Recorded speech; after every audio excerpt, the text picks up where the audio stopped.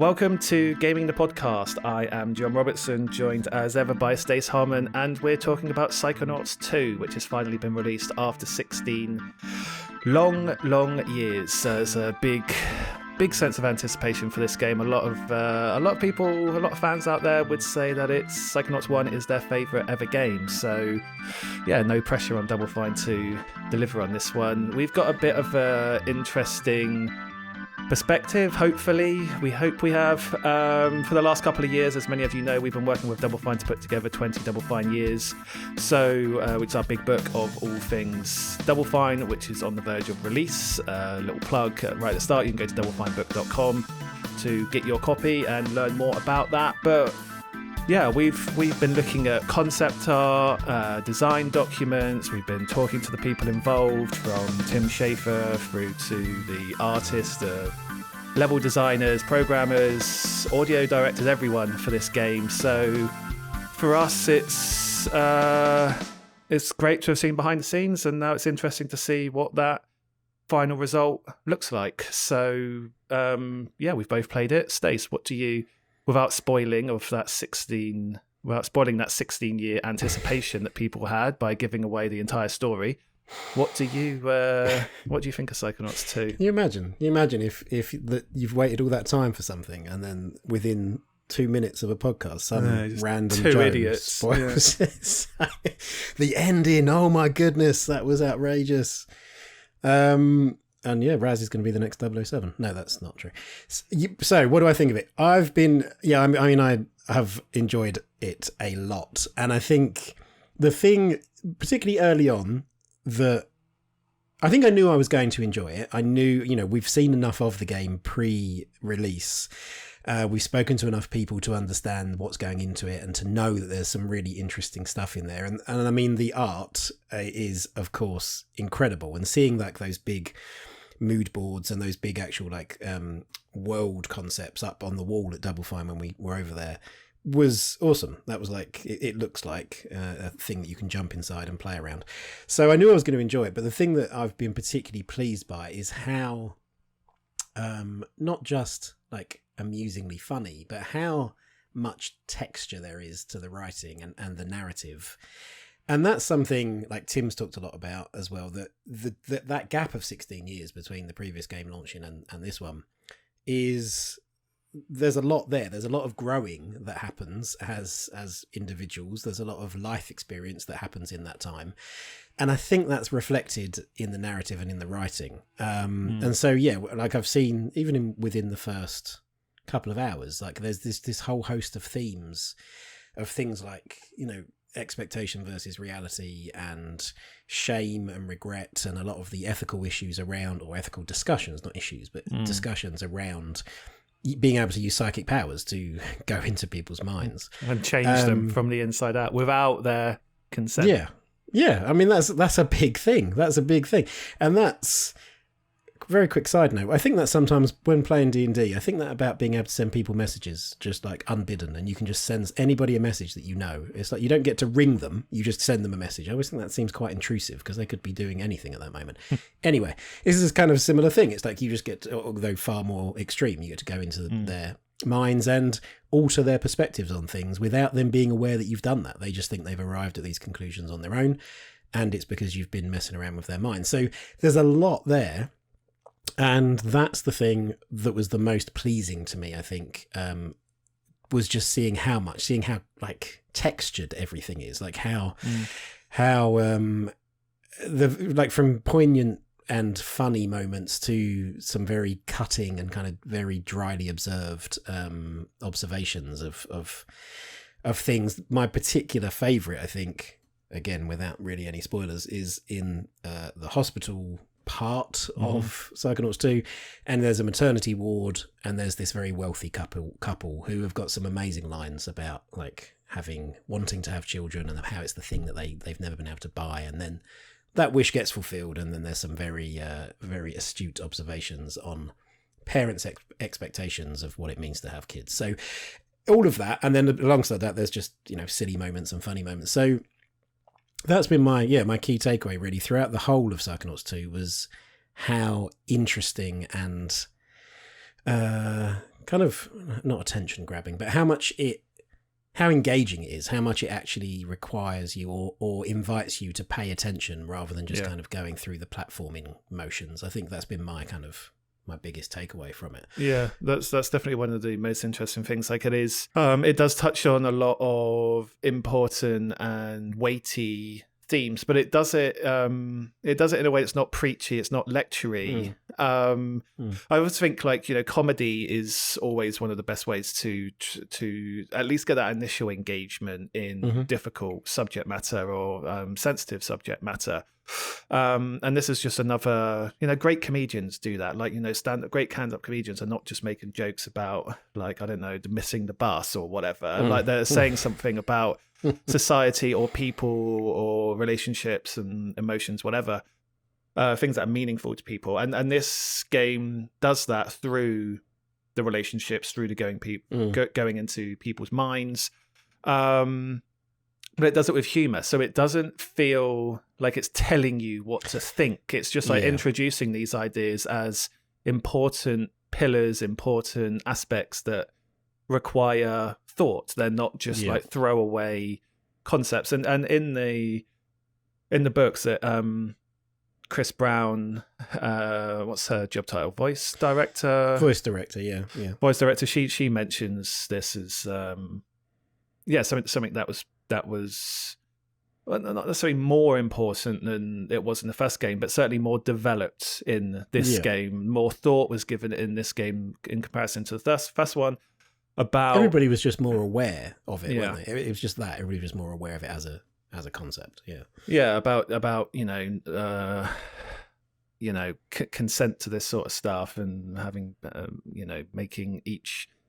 Well, specifically making each of the minds that you go into, like, you're not just, like you said, you're not just sort of taking it for granted that you're in now, so you can just do whatever you want, change this and that, and everything's fine. So you're right. I agree. That is a really interesting part of the game, and I think that gets to, like, the game, I suppose it's, even though it's silly and it's about these psychic superheroes, I guess psychic version of, like, superhero, like Justice League or the Avengers or whatever, like it really is a game about people, really. Like all the like, again, without spoiling it, the core narrative is about people, it's about relationships, it's like Pixar's The Incredibles. Like, it's like, it's a family of superheroes. Oh, that sounds fun, but there's obviously a lot more there than just what cool powers do they have. There's a lot of interpersonal relationships and roles and expectations and growing pains and all of that, and that is evidenced here as well in Psychonauts 2. And I think that's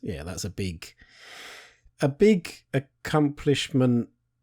But it, like, even to, and perhaps this is one of the reasons that it's been so highly anticipated, is because it's doing things that not a lot of other games want to do or try to do. It's not like this is doing it better than anybody else or anything like that. It's just that Mario isn't probably going to be tackling many of the issues that come up for Raz, and that's just a very interesting thing to do, an interesting place to be. Like, it's just I feel like it sounds very, well, it's a two-part thing actually. To hop back to the thing you said about how this game isn't preaching, it isn't trying to say this is the definitive position on this, and okay, I'm going to stand up here at the front of the class and lecture you about the ethics of psychic powers or anything like that. It's just, people make mistakes, people take things for granted, things happen, and then these kind of quite natural conversations occur in the game about those things and about those assumptions that have been made. And it's like, oh, okay, it makes you, it doesn't hit you over the head with it and say, sit down and have a think about what you've just done. It just invites you to have a think about it. And it's like, oh, okay, yeah, that's cool. Yeah, and it stays optimistic, I think, as well. Like, it doesn't say, like, oh, well, this is terrible, and, like, no one should ever do these things. Because it really is a game about understanding the characters and understanding how they, who they are at a deep, meaningful level rather than just a shallow level. So for that reason, for me, it feels very optimistic and very aspirational and very positive for, don't put too lofty a point on it, but, the state of humanity and the state of people coming together, because it is about truly, really getting to know someone, getting to know these characters through Raz primarily, in a deep way. Like, so it does. It has a very positive message for sort of people and who they can be and how great it is to really, really know someone. Yeah, and because it may be, and I think another thing that is perhaps it's like we're all aware of it. Well, I was going to say the year, but it's far more than that now. The 18 months that everybody's had, and there's that. It's a good time for a game like this that it isn't about saying, oh, you think, you're making assumptions about other people and you're wrong. It's like what you think they are thinking could be right. You could be absolutely right in assessing how they feel about something or what they're thinking about something.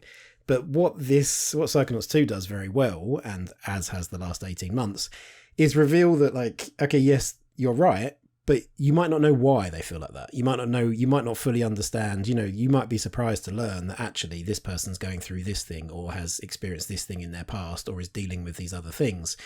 So yeah, for sure, your in the moment assessment of what they're thinking and, the way they're behaving is correct. That's great. But have a little thought about why that might be. And that's, I think it's a timely a thing to explore. When we've all been through this kind of collective thing, but we've all dealt with it differently and feel differently about it. So, so there's a lot of that. There's a lot of the kind of the crunchy kind of textured stuff that I think of.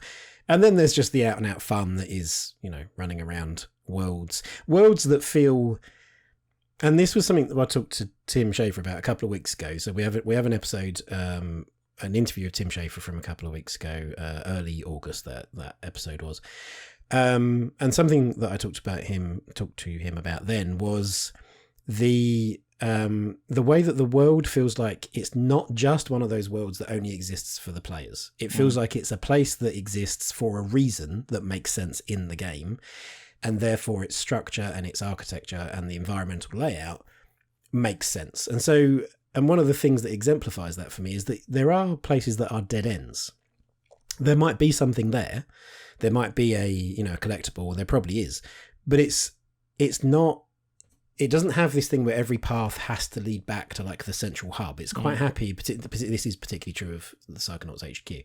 It's quite happy to let you go and explore, and you go to a point, and then you have to come back the same way. It's not like scared of, oh no, we can't, leave the player for 3 seconds wondering where to go next. It's like, that's cool. It's just, you look around, you think, okay, no, there isn't another exit out of this place. I need to go back the way that I came. And that, I think sometimes it can be all part of the sanding off the rough edges, which happens a lot with sort of very big mainstream Call of Duty games, where it's like we just we're scared to let the player feel like they don't know what they're doing, and that for me has been another sort of joy of like, oh, okay, this is just a storage closet or whatever, and okay, I found a collectible, but now I need to come back out the way that I came. And I think that's well, I guess that makes sense. Yeah, I guess that makes sense for the overall concept of the game, in that you're going into other people's minds. I know you mentioned the Psychonauts HQ, so it doesn't end up, which isn't that, but it makes sense that if you were going into someone else's minds, that it shouldn't feel like this place was just made for Raz, because or you as a player as Raz, because then it wouldn't feel like that person's mind, would it? It would feel like some corruption of their minds made for you, which like therefore isn't their mind, is it? Yeah. It's because it's going to be messy, right? And that as a nice way that form and function kind of come together, because it's like, the angles on this are weird, and yes, you were walking in that direction, and now you're walking on the wall, or whatever it is. It's like it doesn't have to. Not only does it not have to make, what would that be, like geographical sense or architectural sense, it's better that it doesn't. Space, that's easier. Space, it's actually is better that it doesn't, because it ties in, I don't know, like Inception or something. Like it ties into the fact that you're effectively either in a dream world or in somebody's mind. So there's a lot to like about it. It's reassuring, and it's nice to see companies like Double Fine. It's nice for me to see companies like Double Fine attempt this kind of thing and do it well, and it not just be kind of a curious footnote in 3D platforming in the 3D platforming genre. It's like, this is an actual, there's reasons to play this game. It's an enjoyable game, and it's not just like, oh well, you know, it's a second tier kind of thing. Like, oh well, there's the Marios and the Ratchet and Clanks, but you know, if you've played all of those, then now you could consider this. It's like there's reasons to play this before or instead of, you know, those other very sort of AAA platforms. Well, so that's encouraging. Yeah, I think this is a lot riskier than Ratchet and Clank or Mario. I'm not trying to put those games down at all. I love those games, but this is a lot riskier. And also like, it's a lot riskier in terms of like just the level design, and the fact that each world, each brain is so different to the next. Like, what you've done previously doesn't necessarily inform or help you guess what you're about to see next. Which I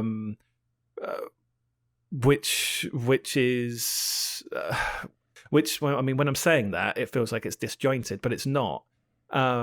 Every world is different, but every world is underpinned by some of the things that you've mentioned. Like, you know, there will be like spatial distortion, or you know, something will be done with the kind of items that you can use or whatever. So even though you know, there's a world made of hair, and then there's the hospital world, and then there's a teeth world, and there's a weird like acid trip 60s world or whatever, Beatles Cooking world, Yellow Submarine world or whatever.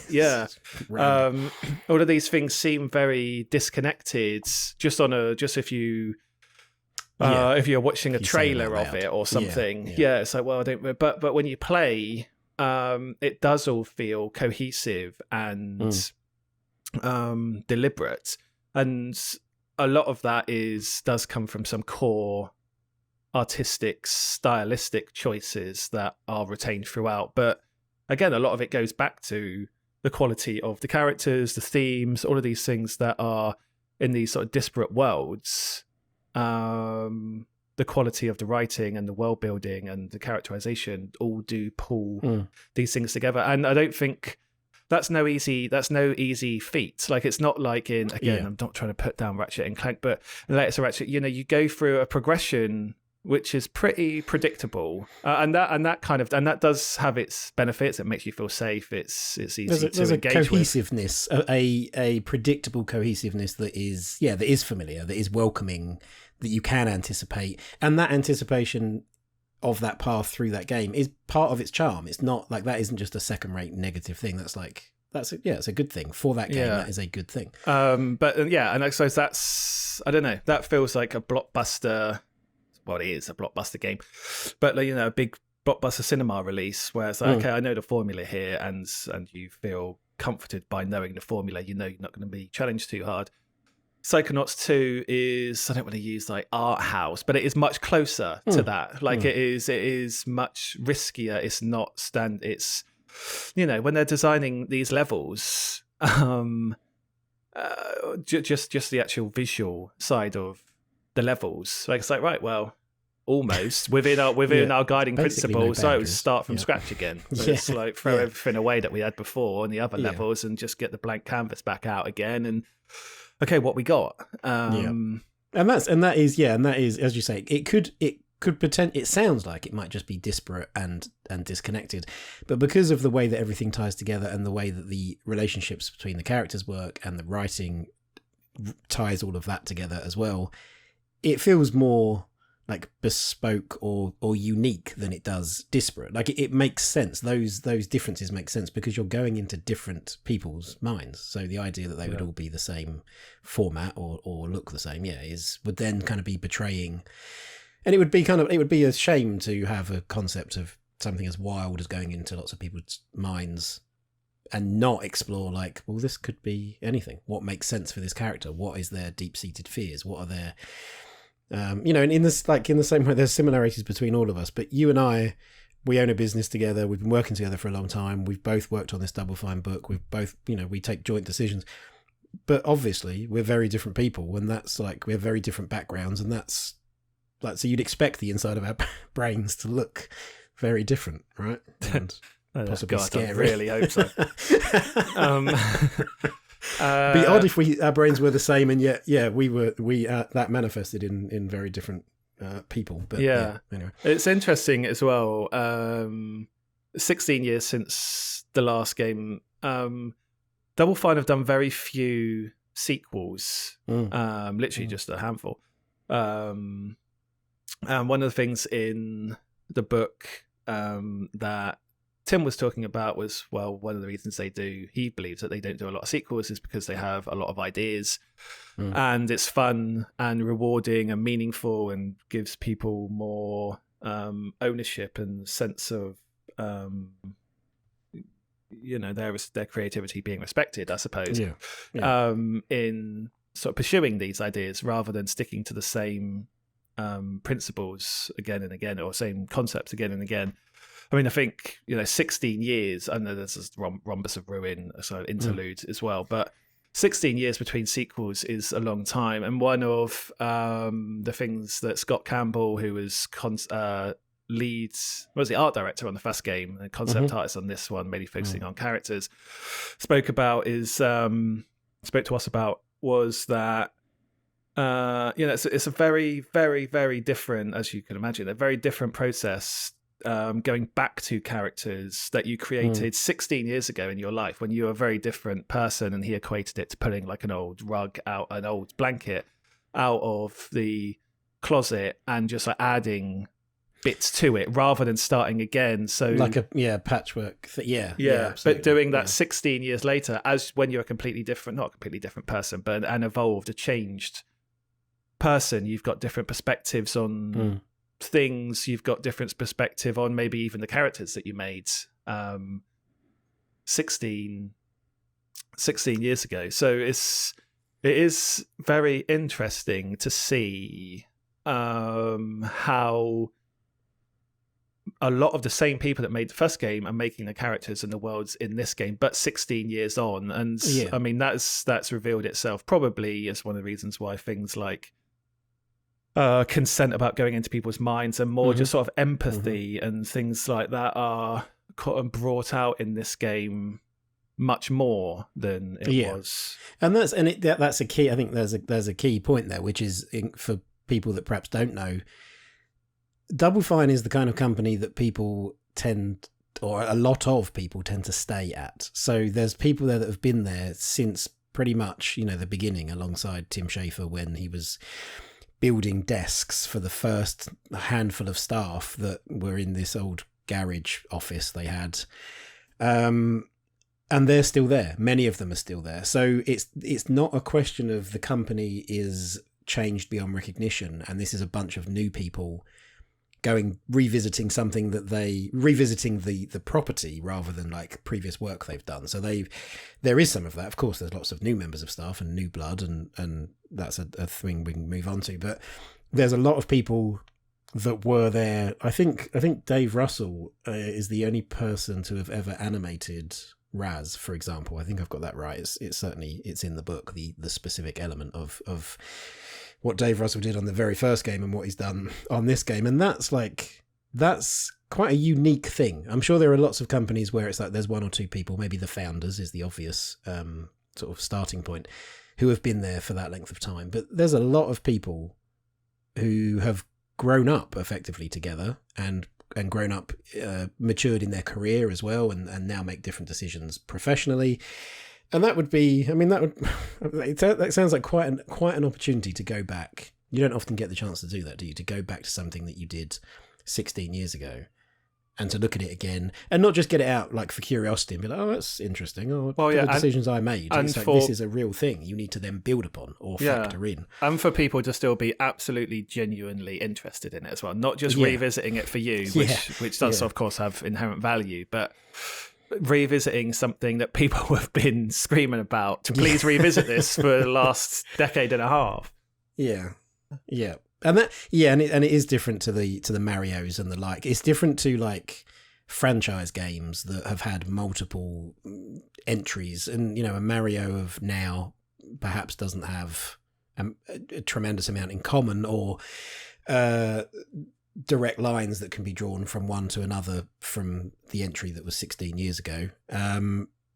But there are recognizable elements, whereas this has a direct continuation. This is, even storyline wise, as something as sort of basic as that in terms of its structure, This is set like a few days after the first game. So that's its own thing. To then have to get into that mindset rather than having the easier thing, I would imagine, which would be to say everybody's grown up and it's 16 years later for everybody. This is like a matter of hours rather than years that have passed in this game. So yeah, there's a lot of stuff, and I think add into that kind of consistency or that structure, that like coherence that having people that worked on the first game work on this one. There's also then the benefit of all of the new blood and all of the younger members of staff who have come in, some of whom are just starting their video game careers, some of whom have been around, like various companies, been around the block and have settled at Double Fine now. And that brings with it its own perspective and its own benefits of people having different conversations, and just people from different, even as basic as people from different backgrounds and of different ages, talking together, sitting around talking together about their opinions about a lot of the stuff that's in Psychonauts 2. So yeah, I mean, suffice to say, its development has been interesting. It tackles interesting topics or presents interesting topics, and that can't help but lead to interesting conversations outside of the game as well. And on top of all of that, thankfully, it's a fantastic game and it's, very enjoyable. So it's not like a slog to get through to see those interesting things. It's just you play the game, have fun, and you'll be kind of furnished with lots of stuff to talk and think about through the process of doing that. So yeah, well, I mean, yeah, it's got amazing review scores as well. So it's not just us saying it's good because we wrote the book on it. Other people actually agree. So there you go. Yeah. What do you think about? I suppose not the only thing, but one of the other things we haven't really spoken about. What do you think about the actual moment-to-moment gameplay? Because I'll be honest, and while I enjoy 3D platformers, I don't think I'm the best at like navigating them. I'm not the best at using the camera. Although I think this is quite a common complaint with a lot of 3D platformers. They're not great in terms of just pure ease of moving around and navigation and stuff. Although I found this easier than a lot. Again, I love Ratchet and Clank, but I found it easier than Ratchet and Clank to move around. I think in Ratchet and Clank often there's not enough separation visually between the characters and the backgrounds, but that's a whole another thing. This doesn't really have that problem. I think one of the reasons for that is the art style, where the characters, particularly the characters, although to an extent the backgrounds and the scenery and stuff, but particularly characters, they have this kind of like stop motion, like claymation effect, which makes them like kind of pop out from the background, like it's almost like it's like an Aardman film or something. Yeah. Like they sort of pop out, and they look really charming from that. I know you said about the textured writing and stuff, but the characters, just when you look at them, they look textured. They look like they're made out of fabric or something. They look like they've been stitched together. So they stick out from there. And I think the difficulty of the game isn't wildly high either. No. So that kind of does help soothe any of the sort of inherent camera issues and stuff that 3D platformers often have.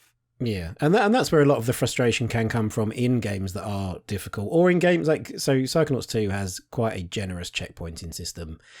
And also it has the option, accessibility-wise, and I think accessibility, just to sort of dwell on that for a moment, this is, I think, accessibility in the sense of, or that includes the discussion about game difficulty. Not just do you have particular challenges in using a many-buttoned controller, or are there visual audio cues that help you to navigate a game?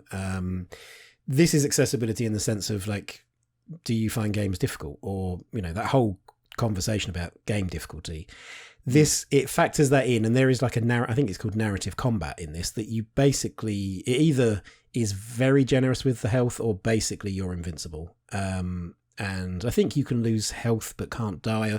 There's options anyway for just saying, I don't want to deal with that. I really like navigating 3D spaces, but I just, when combat starts, I panic. I sort of liken it to people that are brilliant academically, but they in an exam, it's like the pressure is they respond to it in a certain way that means they don't do as well. And it's like, well, is that really the best way to to assess somebody? And in this instance, is it really the best thing to just have people that aren't great at managing multiple elements at once be punished because they've been killed for the 18th time by the same bad guy? That's not fun. What's the point of that? I like that from even if you're a more skilled player as well. I mean, we've both played enough games we can get through them, but the like, for example, if you're going to play through the first time and you want to experience quote unquote the pure, I don't like that word, but like, that's not what I mean, but like this sort of traditional gamey aspect of being challenged, then you can do that. But then if you want to play through again and you just want to play through a second or a third time just to see the writing, the characters and whatever, then you can bung it on the less punishing options and then just go through, and you don't and then you can just enjoy it as a story, and you don't need to say, oh god, I'm coming up to that bit that I died 15 times on before, and that boss fight. I really just want to see this cutscene. So that accessibility works not just for people who don't want to forgo the more challenging aspects. It can work for everyone. Yeah, and so to then to loop back around to the question you asked about, like the moment to moment. I've enjoyed, and this is where I would say that a game like Mario, or like the often referred to in this podcast episode, Ratchet and Clank, the execution of those games is, I think, is cleaner. Perhaps it's more precise, or it's more defined. It's more definite. Like the I don't know, like the edge of a platform, and there's I imagine something sort of clever going on with you missed a jump by a fraction, so actually we're just gonna push you to that ledge, that kind of thing. And so Psychonauts from an execution standpoint is not as precise as some of those games, and that applies to like the navigation, particularly when you're on the when you're on the ball, which is just like just a fun way to get around, because there's momentum there, so you can go up the side of something and then misjudge it, and you jump and it doesn't behave in the way you felt like it was going to. And so though there are more precise 3D platforming games out there for sure, but that is none of it is like problematic. Like there wasn't a point where I was like, I've died 20 times on this and this is really getting on my nerves. It was just like, oh okay, that was slightly less precise. But then I would absolutely, it kind of fits the game for me. It's perhaps a little bit of a cop out, but it fits the game for me that there are just these sharper edges all round in like the gameplay, in the way that even in the way you can only have 4 powers equipped at any one time, and you then have to go into a menu to swap those out. Like there's been better examples of that done in the past. Like there's hot swapping and stuff. There are systems out there that exist that are smoother than exist here, but it all just ties into this thing of I would take all of that if it means that the game hasn't been sanitized to the point of sanding off all those rough edges elsewhere. Those not rough edges, but the spiky bits, like the bits that I don't know, you can make you wince. You can hear a line or there's a topic of conversation happening, and it's like, oh, that's pretty close to the bone. So I would take it as a whole experience like this, and I would want, this is what Psychonauts feels like it should be. It should be just a bit more. I don't want to say real because that's not true, but just authentic, a bit more kind of just, it feels like it's been designed by people, which I feel like I'm just digging a hole here, but I think you know what I mean. So I've enjoyed it all round, from every perspective, and I am really pleased with Double Fine because it has been a long journey. Yeah. And they, of course, they started this with crowdfunding and then became a Microsoft studio. And I think I'm most pleased, it sounds mushy, but I'm most pleased for the fans, for the people who, because I played the original Psychonauts, I was never obsessed with it. I wouldn't say, I wouldn't say I personally have been waiting 16 years for Psychonauts 2. I enjoy it very much, but I'm pleased for those people that the first game meant a lot to them because they played it at a particular time of their life, or it was just a particular favourite game, that they can now play this one and not be scared to, oh no, what is it? Have they ruined it? Yeah. Because it's cool. it's a very good game. So yeah, no, for sure. I mean, on a lot of our social media channels, people people are interested in our book, which I'll mention again. The 20 Double Fine Years, available at doublefinebook.com. They we got a lot of Psychonauts fans. We got to pay the bills somehow, mate. Yeah, we got a lot of Psychonauts fans following us, and we talk to Double Fine, we check out Double Fine's fan groups and communities a lot, and try to engage with them. And yeah, it is great that no, you're right. People are just happy that the game's here and that the game is good. And as I said before, 16 years of anticipation. It's not an easy task to live up to that, and they have, not just on the fan side as well. As I said, critically, it's absolutely doing incredible review scores. So yeah, well done to everyone involved, and I think that is probably all we've got time for. So as ever, thanks for listening. We will be back again next week. In the meantime, you can follow us on Twitter, Instagram, Facebook, everything. We are at Indie by Design on all social media platforms. Visit our website, indiebydesign.net. There's links to subscribe to the podcast there. And yes, for the last time, doublefinebook.com to grab your copy of 20 Double Fine Years, which includes the entire history of Double Fine from Psychonauts 1 all the way to Psychonauts 2. So thanks for listening, and we'll see you again next time.